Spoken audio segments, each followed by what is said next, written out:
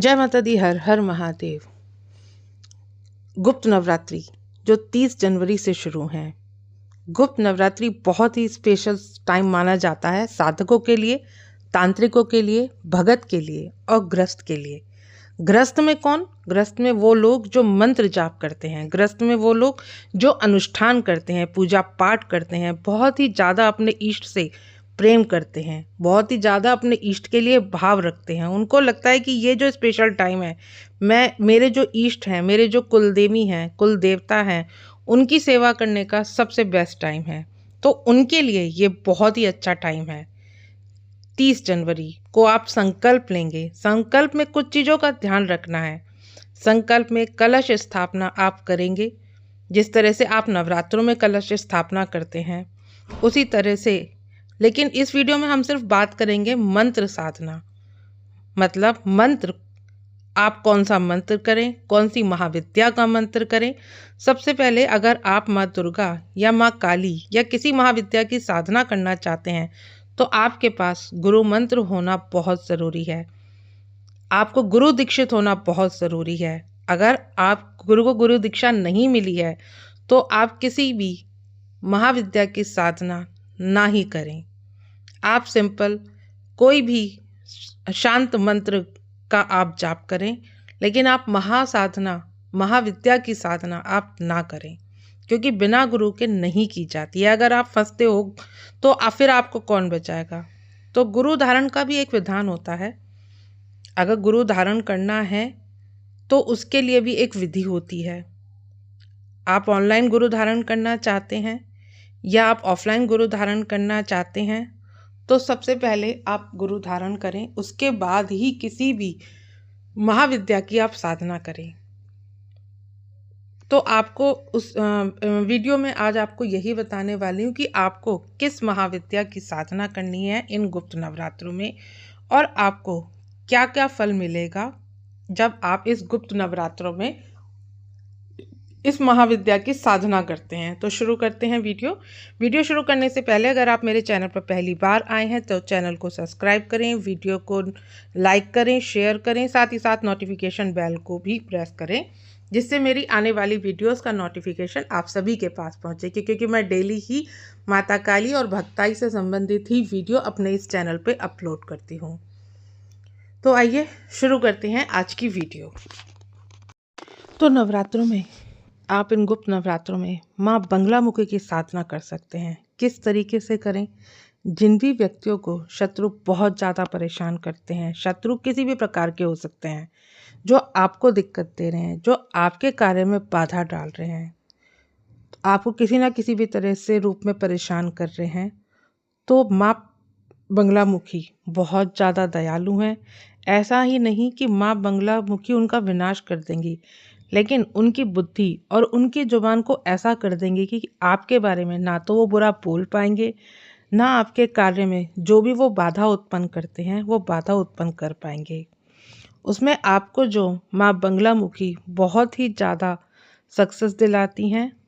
और अभी जो नवरात्रों में आप उनकी साधना करेंगे, वैसे ये तो आप नॉर्मल दिनों में भी हवन कर सकते हैं, माँ की साधना कर सकते हैं, लेकिन ये जो गुप्त नवरात्रे आ रहे हैं इसमें महाविद्याएं जागृत होती हैं और आप इसमें इनकी साधना करेंगे तो माँ आपकी रक्षा अवश्य करेंगी। माँ बंगलामुखी की कृपा आप पर असीम होगी, क्योंकि माँ बंगलामुखी करुणामयी है।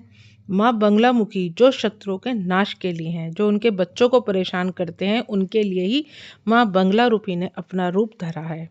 तो आज माँ बंगलामुखी की साधना लेकर आई हूँ, तो इसको आप ध्यान से सुने। किस तरह से माँ बंगलामुखी की साधना आप कर सकते हो। माँ बंगलामुखी का मतलब ही यही है कि जो बगले के ऊपर सवारी करती हैं। माँ बंगलामुखी के चमत्कार मैंने खुद भी देखे हैं। जब मुझे मेरे शत्रु परेशान कर रहे थे तो माता काली ने ही मुझे माँ बंगलामुखी की सेवा बताई थी, और उसको करने से ही सारे शत्रु दूर हो गए। वो मुझसे बोलना कम हो गए, मेरे कार्य में बाधा उन्होंने नहीं डाली। जैसे कि मैंने माँ बंगलामुखी की साधना करी, उसी से बहुत सारी चीज़ें मेरी हल हो गई। तो इसीलिए मैं आपके लिए भी लेकर के आई हूँ। अगर आप आपको परेशानी चल रही है, आपको कोई कष्ट पहुंचा रहा है, तो माँ बंगलामुखी बहुत प्रचंड है और वह ऐसे कार्य करती हैं, ऐसे ऐसे चमत्कार दिखाती हैं खुले रूप में कि आपके प्रति, आपको माँ बंगलामुखी के प्रति प्यार हो जाएगा। माँ बंगलामुखी के ऊपर आपको अटूट विश्वास होगा। तो नवरात्रों में जब आप करें तो आपको मैं मंत्र बता रही हूँ, यदि आप इस मंत्र का जाप करते तो शत्रु आपको जो परेशान कर रहा है उसका नाम लें, देखना माँ बंगलामुखी की कृपा से शत्रु थोड़े दिन में ही आपसे दूर हो जाएगा और आपको परेशान करना छोड़ देगा। अगर कोर्ट कचहरी के कार्य में भी आप बहुत ज़्यादा दिक्कतों का सामना कर रहे हैं तो वो दिक्कतें भी माँ बंगलामुखी आपकी दूर करेंगी। तंत्र से लेकर के माँ बुद्धि विनाश करती है, जिनकी बुद्धि खराब है उनकी बुद्धि ठीक हो जाए, माँ भगवती उनकी बुद्धि को सही करती हैं। घर में अगर दिक्कत चल रही है, पैसा नहीं रखता है, उसके लिए भी माता बंगलामुखी बहुत ही शक्तिशाली से कार्य करती हैं। कुछ भी कार्य में माँ बंगलामुखी करने में सक्षम है, चाहे कुछ भी हो। आप परेशानी देख लो, आपका दिमाग कमज़ोर है तो माँ भगवती जो हैं उसको ठीक करती हैं। तो सबसे पहले आपको करना क्या है, माँ बंगलामुखी की साधना में सब कुछ आपको पीला लेना है। मतलब आपको इनकी तस्वीर पे जो चढ़ाना है, इनकी तस्वीर लीजिए सबसे पहले तो माँ बंगलामुखी की, उनकी तस्वीर पर भी आपको हल्दी लगे चावल चढ़ाने हैं। सब कुछ माँ को पीला चढ़ाना है, माँ को हल्दी का टीका लगाना है। जो भी आप अर्पित करें सारी पीली पीले चीज़ होनी चाहिए। माँ का भोग भी पीला ही होता है। यदि आप भोग पीला नहीं ले पा रहे हैं तो कोई बात नहीं, आप मिठाई में पीली हल्दी का टीका लगा करके भी माँ को भोग लगा सकते हैं। माँ की जोत जो जलेगी वो घी की जलेगी और उस घी में भी आप हल्दी डाल सकते हैं।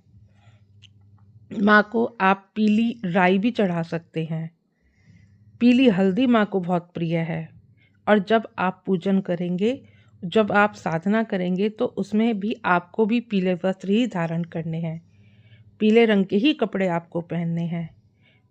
माँ बंगलामुखी को माँ पीताम्बरी भी कहा जाता है। तो माँ को जितनी पीली पीली सारी चीज़ें हैं वो माँ को बहुत प्रिय हैं। तो अगर आप माँ का हवन भी करेंगे, जो साधना मैं बता रही हूँ, इस साधना को आपको 11 दिन का करना है। 11 दिन की ये साधना आपको रहेगी और पीली हल्दी की माला में इसकी आपको आवश्यकता पड़ेगी। और हवन के लिए भी इस मंत्र का जाप करना है तो आपको हवन में भी, हवन कुंड भी पीला टीका लगा करके ही करना है। पीला आसन, पीला वस्त्र आपको बिछाना है। माँ पीताम्बरा को पीला रंग बहुत प्रिय है तो पीले रंग का ही टीका माँ को आपको करना है। माँ की जोत जलानी है।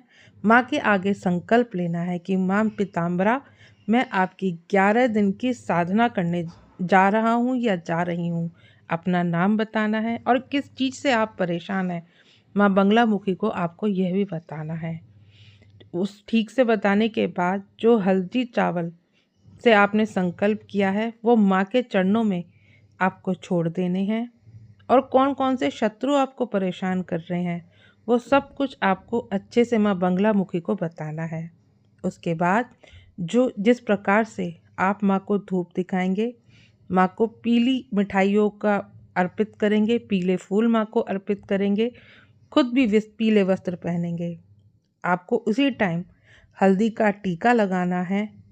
इन सब कार्य को करने के बाद माँ बंगलामुखी से प्रार्थना करनी है कि माँ, यदि मेरी साधना सफल हुई, माँ भगवती पे पूर्ण विश्वास से माँ की पूजा करनी है तो माँ मेरा आप दुख दूर करें। माँ बंगलामुखी हर समस्या का हल करती हैं। जो आपके शत्रु हैं उस शत्रुओं को भी शांत कर सकती हैं। हर हर किसी भी स्थिति में माँ आपका साथ देंगी ही देंगी, लेकिन आप सच्चे होने चाहिए। ठीक है, सब माँ अपना आसन लगा लो, माँ के सामने एक बजोट बिछाओ, उस पर पीला कपड़ा बिछा करके माँ की तस्वीर रखो। उसके बाद माँ को फूल अर्पित करो, माँ को धूप दीप दिखा करके माँ से प्रार्थना करो। हल्दी की माला का भी आपको पूजन करना है, उसको गंगा जल से धो लेना है अच्छे से और माला लेके इस मंत्र का जाप करना है। मंत्र मैं बोल रही हूँ, ओम ह्लीं बंगलामुखी सर्वदुष्टानां वाचं मुखं पदम स्तंभम जीव्या कीलम बुद्धि विनाशाय ह्लीं ओम स्वाहा। मंत्र जो है मैं इसकी स्क्रीन पर भी लिख दूंगी, ठीक है। दोबारा से मंत्र बोल रही हूँ, आप दोबारा से सुने। ओम ह्लीं बंगलामुखी सर्वदुष्टानां वाचं मुखं पदम स्तंभम जीव्यां कीलम बुद्धि विनाशाय ह्लीं ओम स्वाहा। इस मंत्र का आपको एक माला जाप करना है। आप चाहें तो 11 माला भी जाप कर सकते हैं अगर आपको ज़्यादा परेशानी है। 11 माला करोगे मंत्र के जाप तो आखिर में हल्दी और पीली सरसों को मिलाकर और घी को मिलाकर इस मंत्र की आहुति अंग्यारी पे भी आपको देनी है।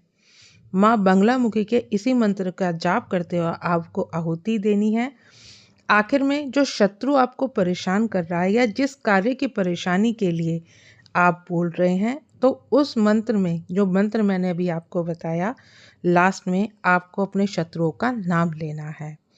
इस प्रकार से आपको नाम लगाकर स्वाहा बोलना है। बहुत प्रचंडता से माँ बंगलामुखी कार्य दिखाती हैं। आप खुद ही देखना माँ बंगलामुखी आपका किस तरह से आपको कमाल दिखाएंगी, किस तरह से आपको चमत्कार दिखाएंगी। एकदम से नहीं, धीरे धीरे आप इन 11 दिनों में आप खुद देखेंगे कि शत्रु आपसे खुद दूर होता जाएगा। जो कार्य में आपको बाधा लग रही थी वह धीरे धीरे दूर हो जाएगी। आशा करती हूँ वीडियो आपको समझ में आएगी। वीडियो पसंद आए तो वीडियो को लाइक शेयर करें। मिलती हूँ नेक्स्ट वीडियो में। जय माँ काली।